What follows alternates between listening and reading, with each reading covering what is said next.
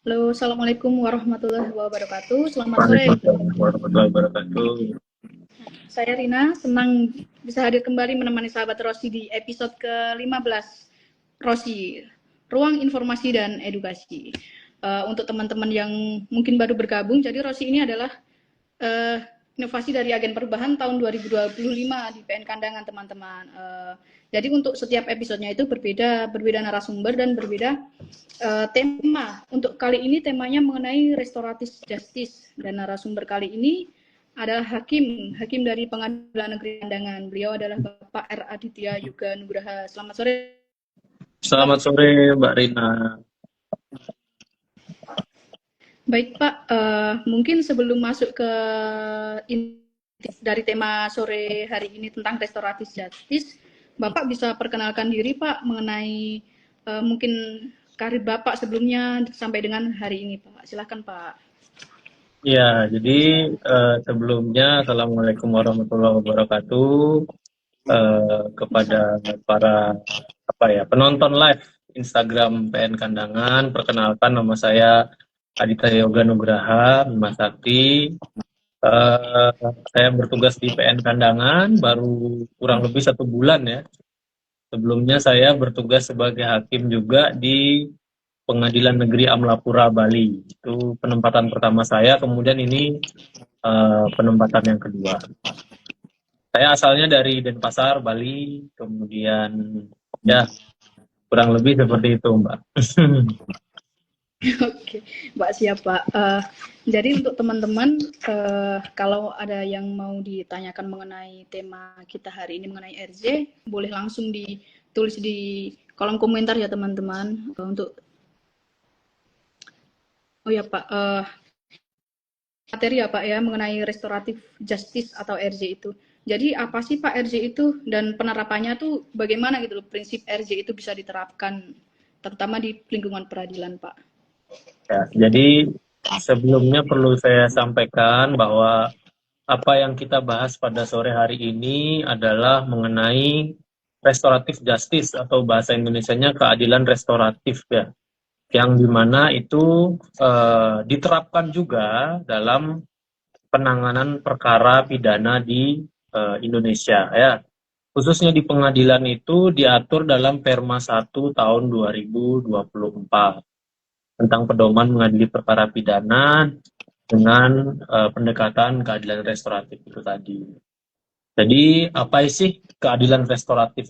Keadilan restoratif itu, jadi pada dasarnya keadilan restoratif itu adalah ini berdasarkan Perma 1 2024 ya, adalah pendekatan yang digunakan dalam penanganan perkara pidana yang dilakukan dengan melibatkan berbagai pihak, mulai dari terdakwa, kemudian korban, keluarga terdakwa maupun keluarga korban, tokoh-tokoh, pihak-pihak terkait, yang tujuan dari proses ini adalah mengupayakan pemulihan.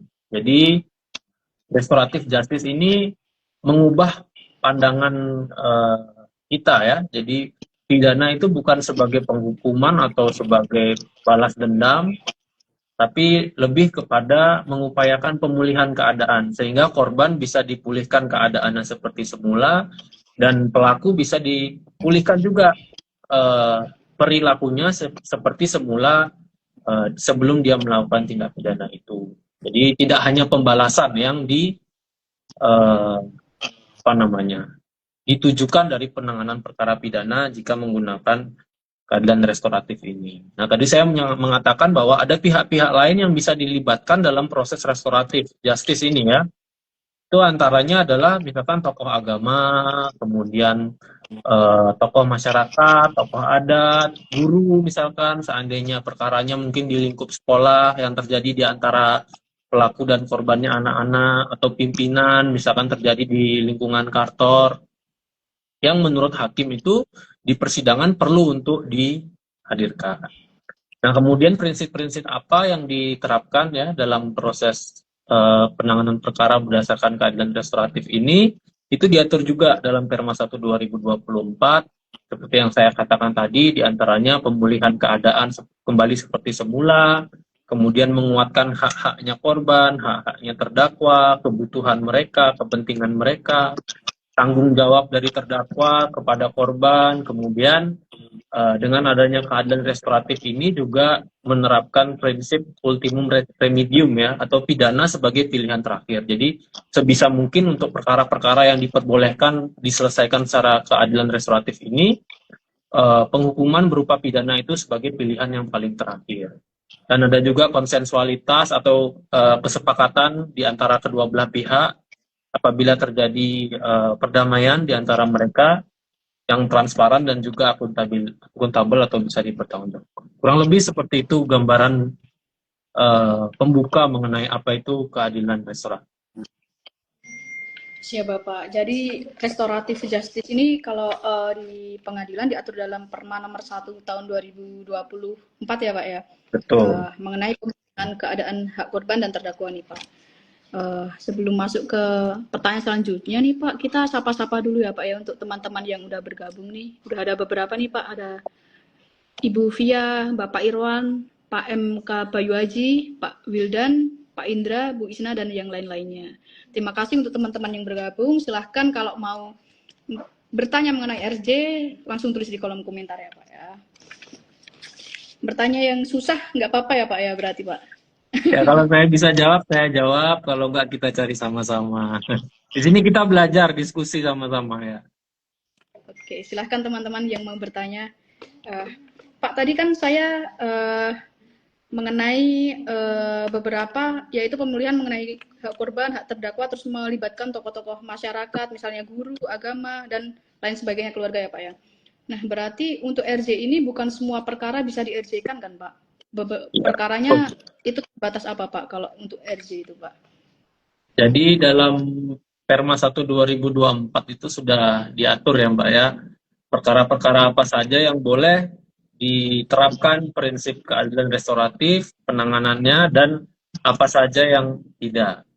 Apa saja yang boleh, itu diantaranya adalah tindak pidana yang dilakukan merupakan tindak pidana ringan ya, seperti pencurian ringan, kemudian penghinaan ringan, kemudian penganiayaan ringan, itu bisa diterapkan, yang pemeriksaannya secara cepat.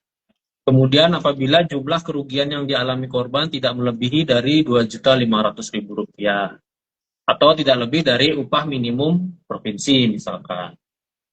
Ya, jadi itu nanti dinilai oleh hakim, dan tindak pidana lainnya yang bisa juga diselesaikan dengan RJ ini adalah tindak pidana yang merupakan delik aduan. Contohnya perzinahan mungkin, ya itu juga bisa diselesaikan dengan penerapan RJ apabila korbannya menyetujui. Kemudian ada juga tindak pidana dengan ancaman hukuman yang maksimal 5 tahun penjaranya dalam salah satu dakwaan, termasuk tindak pidana jinayat menurut konon. Ini berarti yang berlaku di daerah Aceh ya, atau Nanggro Aceh Darussalam.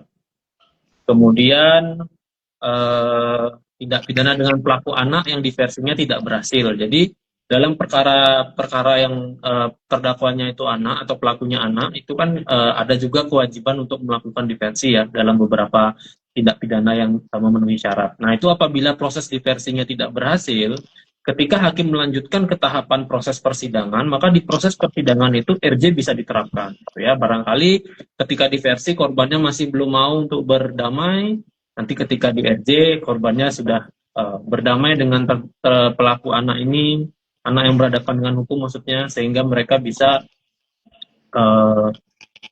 sama-sama menyelesaikan perkara secara kekeluargaan dengan menerapkan RJ. Dan juga tindak pidana lalu lintas yang berupa kejahatan yang diatur dalam undang-undang lalu lintas. Kemudian itu yang boleh diterapkan RJ, dan sifatnya adalah alternatif. Jadi salah satu terpenuhi saja itu sudah bisa diterapkan RJ ya oleh majelis hakim atau hakim kalau perkaranya tunggal. Nah, kemudian apa perkara yang tidak bisa diterapkan dengan RJ? Itu apabila korban atau terdakwanya menolak. Jadi walaupun terpenuhi syarat yang tadi, kalau korban dan terdakwanya menolak untuk berdamai dengan RJ, maka RJ ini tidak bisa diterapkan. Ya. Kemudian apabila terdapat relasi kuasa antara terdakwa dan korban, ini berarti kembali ke penilaian hakim ya. Jika dinilai ini antara korban dan terdakwa ada relasi kuasa, maka RJ tidak bisa diterapkan karena dikhawatirkan mungkin ada tekanan, ancaman dan lain sebagainya sehingga korban ini tidak bebas dalam menentukan kehendaknya untuk berdamai dengan si terdakwa. Kemudian apabila tidak bisa diterapkan juga RJ ini apabila terdakwa mengulangi tindak pidana yang sejenis dalam kurun waktu 3 tahun sejak terdakwa selesai menjalani putusan pengadilan yang berkekuatan hukum tetap. Jadi apabila sebelumnya terdakwa sudah pernah dipidana dengan pidana yang sejenis, kemudian mengulangi tindak pidananya dalam kurun waktu 3 tahun setelah dia selesai menjalani hukuman yang terakhir itu, maka itu tidak bisa diterapkan RJ. Tapi kalau sudah lewat dari 3 tahun itu, dia melakukan tindak pidana yang sejenis itu bisa diterapkan RJ di perkaranya. Tentunya dengan persyaratan yang tadi ya, korban dan terdakwa tidak menolak dan tidak ada relasi kuasa. Itu Mbak, kurang lebih apa saja yang bisa diterapkan dan tidak. Oke Pak, untuk salah satunya tadi kan yang tidak bisa diterapkan RJ mengenai korban dan terdakwa itu menolak RJ kan Pak. Nah ini nyambung sama pertanyaan dari sahabat Hulu Sungai ini Pak. Nah di sini beliau bertanya, korban terkadang merasa dipaksa untuk memaafkan Pak demi penyelesaian perkara secara RJ. Padahal korban itu belum siap secara psikologisnya. Nah bagaimana Pak Hakim dalam menghadapi hal-hal demikian Pak? Ya itu tadi ya. Jadi saya sampaikan bahwa hakim di sini harus bisa menilai apakah betul di antara korban dan terdakwa ini memang sudah terjadi perdamaian yang memang betul-betul diingini oleh kedua belah pihak. Jadi bukan karena ada ancaman, ada paksaan dan lain sebagainya. Jadi memang peran hakim di sini sangat penting ya untuk menilai. Jangan sampai ternyata nanti kita laksanakan RJ, korban yang merasa itu tidak menyampaikan bahwa dia mengalami ancaman, paksaan dan lain sebagainya. Nanti putusan kita di kemudian hari malah menimbulkan masalah di antara korban dan terdakwa kemudian. Ya, walaupun nanti korban masih bisa memproses hukum ya, kalau dia memang mengalami suatu ancaman, paksaan itu kan bisa diproses juga secara hukum dengan pasal pengancaman dan lain sebagainya. Ya memang harus majelis hakim harus meneliti dengan baik. Demikian. Demikian Bapak sahabat Hulu Sungai, semoga jawabannya memuaskan Pak. Kemudian dari Ibu Juliatika nih Pak, apakah keadilan restoratif ini bisa beresiko dimanfaatkan oleh pelaku tidak pidana untuk menghindari hukuman pidana Pak? Mana itu? Oh ini ya. Apakah keadilan restoratif ini bisa berisiko dimanfaatkan oleh pelaku tindak pidana untuk menghindari hukuman pidana? Ya semua resiko itu ada, makanya saya bilang tadi hakim harus bisa menilai apakah ada tipu muslihat mungkin yang dilakukan, ancaman paksaan di belakang majelis hakim yang tidak diketahui sehingga perdamaian ini dibuat bukan secara murni diinginkan oleh korbannya gitu ya. Makanya harus dinilai dengan baik pelan-pelan dan di sini di Perma ini juga dinyatakan kan bahwa korban atau terdakwa itu apabila dia menolak melakukan perdamaian maka tidak bisa dilakukan RJ. Jadi kalau korban sudah menolak ya tidak bisa walaupun pelaku menginginkan RJ ini untuk diterapkan dalam penyelesaian perkaranya. Kalau resiko itu pasti ada, makanya tugas hakim di situ untuk memanajemen resiko itu supaya tidak terjadi. Siap Bapak. Nah, demikian Bu Juliatika. Jadi resiko itu tetap selalu ada Bu. Nah, kita bahas lagi soal Perma nih Pak nih. Ini nyambung sama pertanyaan Ibu Raida 29 Pak. Apakah yang membedakan RJ di pengadilan sesuai dengan Perma dengan RJ yang ada di penyidik ataupun penuntut umum Pak? Jadi tentunya masing-masing penegak hukum ini memiliki aturan sendiri-sendiri ya. Dan di sini kapasitas saya tidak untuk menjelaskan apa yang diatur dalam ketentuan kejaksaan, kemudian ketentuan kepolisian maupun ketentuan di kepolisian. Jadi saya hanya fokus untuk membahas di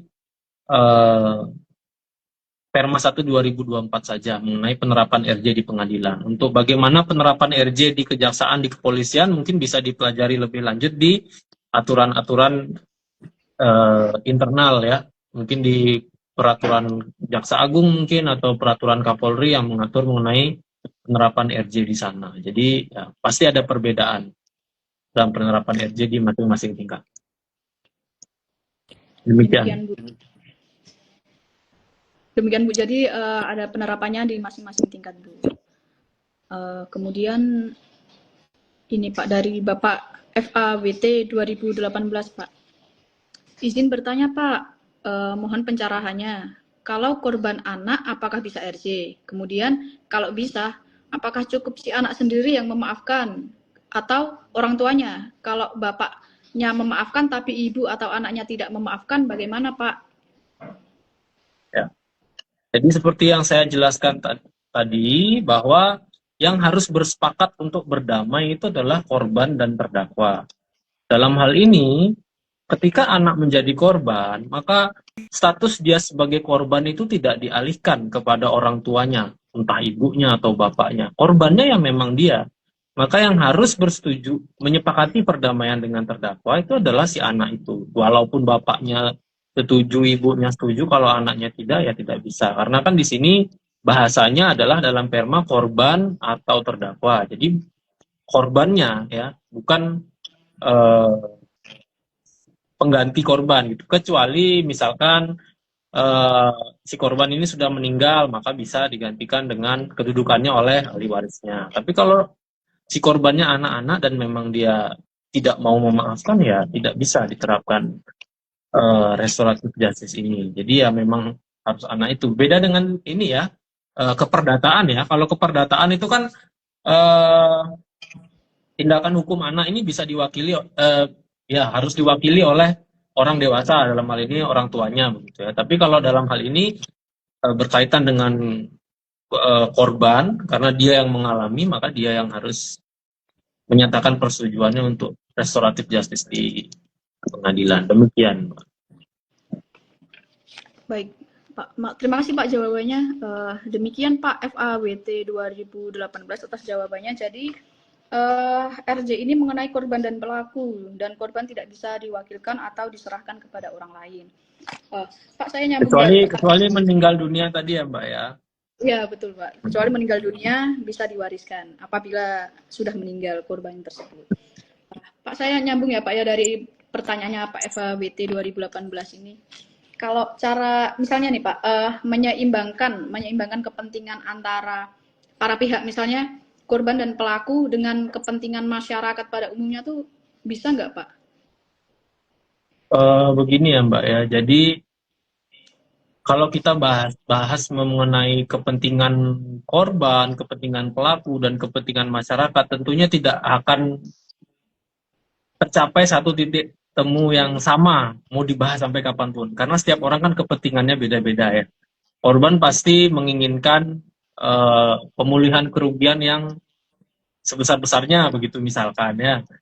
Pelaku mungkin menginginkan pemulihan kepada korban yang seringan-ringannya.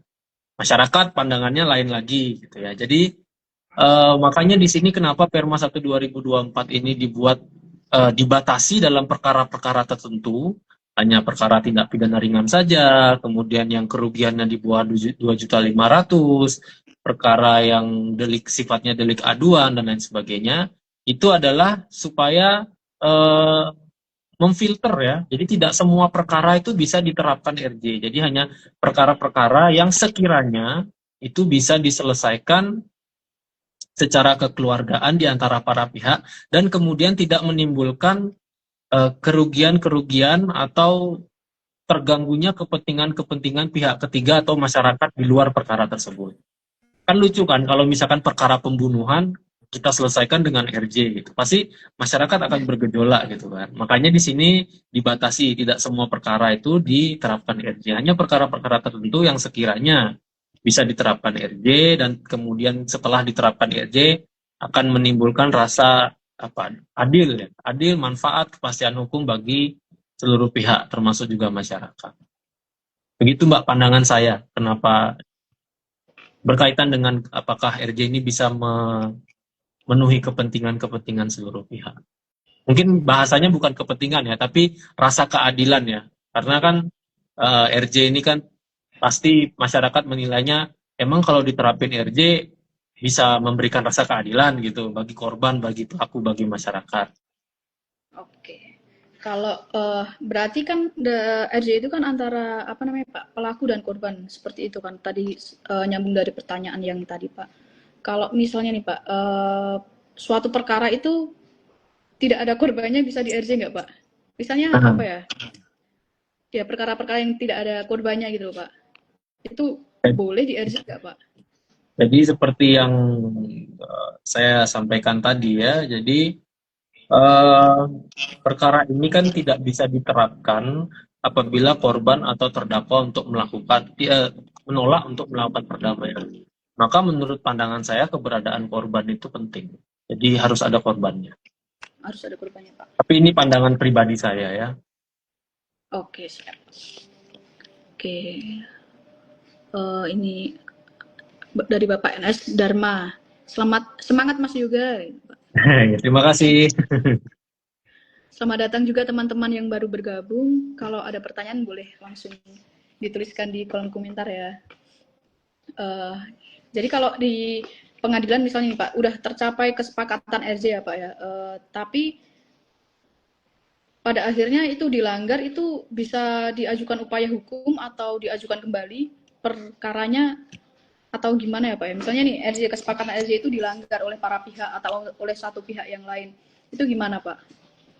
Iya, jadi apabila kemudian eh, si terdakwa ini ternyata tidak melakukan kesepakatan yang telah disepakati oleh eh, kedua belah pihak dalam hal ini adalah eh, pelaku dan juga terdakwa di depan majelis hakim, maka mekanisme-mekanisme hukum yang bisa digunakan untuk perbuatan yang melanggar perjanjian atau wan prestasi itu bisa diterapkan ya, misalkan menggugat supaya dia memenuhi kesepakatannya, misalkan kesepakatannya mengganti rugi sebesar 100 juta gitu, ternyata setelah di RJ si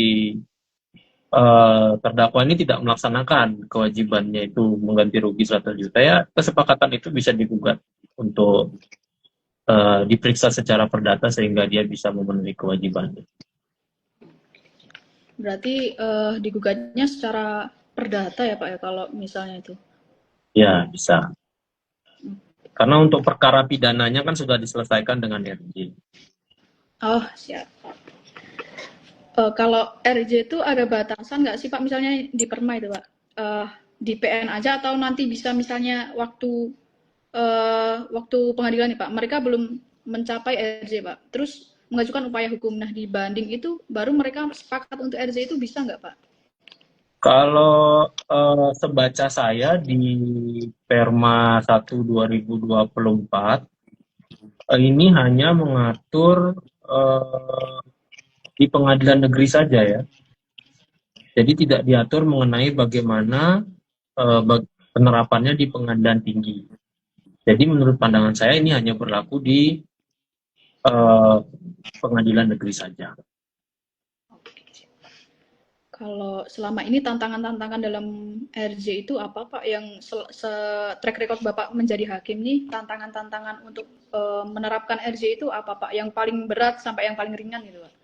Ya itu tadi Mbak, pertanyaan yang tadi ditanyakan itu. Bagaimana jika seandainya korbannya anak, kemudian orang tuanya mau berdamai, tapi anaknya sepertinya tidak sepakat gitu kan. Kita jadi harus lebih menggali lagi, benar nggak sih anaknya ini mau berdamai gitu.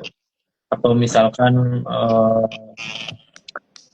kita menduga jangan sampai di belakang ini ada ancaman atau paksaan. Misalkan dalam perkara KDRT, misalkan itu kan biasanya si korban ini ada relasi kuasa gitu ya Mbak ya. Jadi dia karena kebutuhan sehari-harinya dipenuhi oleh si terdakwa, maka apabila terdakwanya dipenjara kan dia tidak terpenuhi kebutuhannya gitu kan.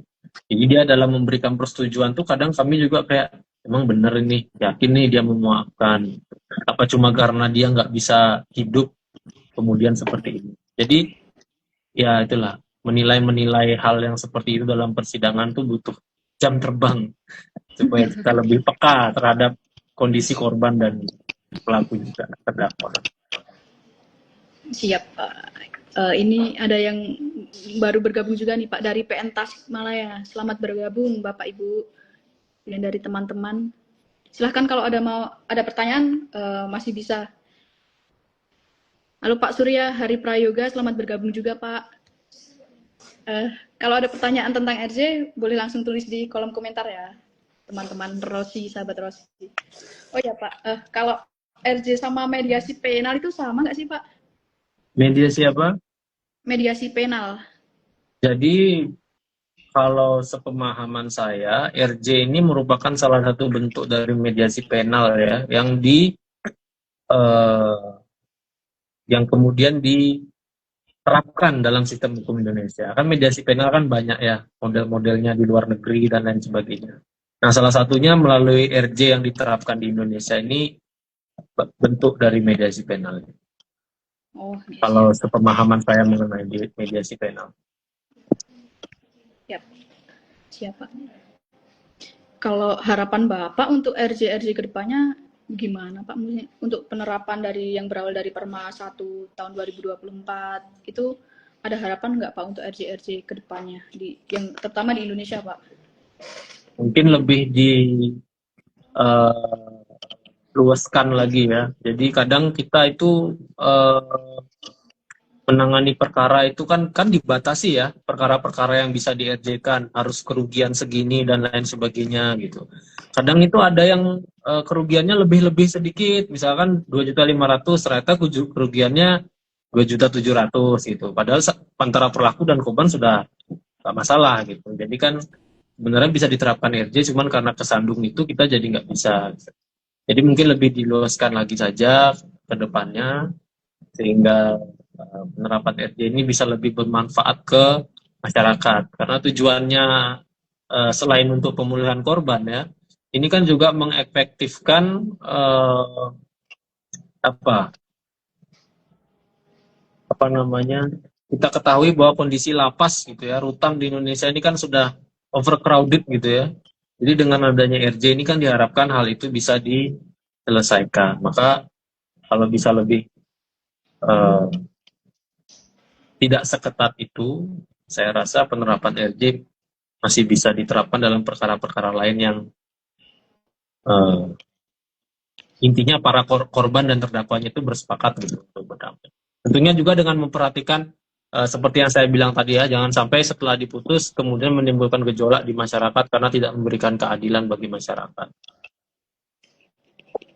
Itu sih Pak. Siap. Jadi lebih diluaskan lagi ya Pak ya, sama tidak terlalu saklek istilahnya Pak kalau bahasa Jawa, orang Jawa bilangnya Iya, saklek. tidak terlalu kaku, betul. Ini ada lagi Pak dari Bapak Fikri Nur Setiansah. Pak mau tanya, kalau terdakwa sama korbannya mau RJ, tapi korbannya minta ganti rugi dan uangnya jauh di atas kemampuan terdakwa, bagaimana Pak? Silahkan Pak.